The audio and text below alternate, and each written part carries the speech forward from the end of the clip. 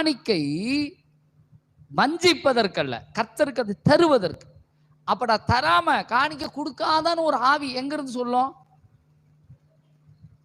எங்க இருந்து சொல்லுங்க? வெளியிருந்து சொல்லுமா?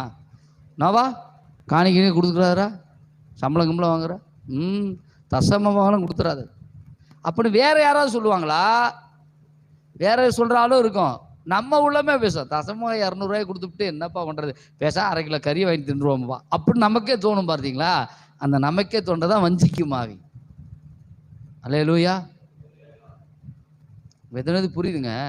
பைபிள் படிக்கலைன்னா கண்டிப்பா வஞ்சிக்கப்பட்டோம், காணிக்க கொடுக்கலைனாலும் வஞ்சிக்கப்பட்டோம் அப்படிங்கிறத பார்க்கணும். கொடுக்க கூடாதுன்னு போதிக்கிறதும் தப்பு, கொடு கொடு கொடுன்னு கேட்கறதும் தப்பு, அதையும் சொல்லிடுறேன். ஆனால் செய்ய வேண்டியது நீங்கள் நேர்த்தியாய், இது கட்டளையல், இது வந்து கட்டாயமாய் அல்ல, விசனமாய் அல்ல, மனப்பூர்வமாய் அப்படின்னு ஆண்டவர் சொன்னார்.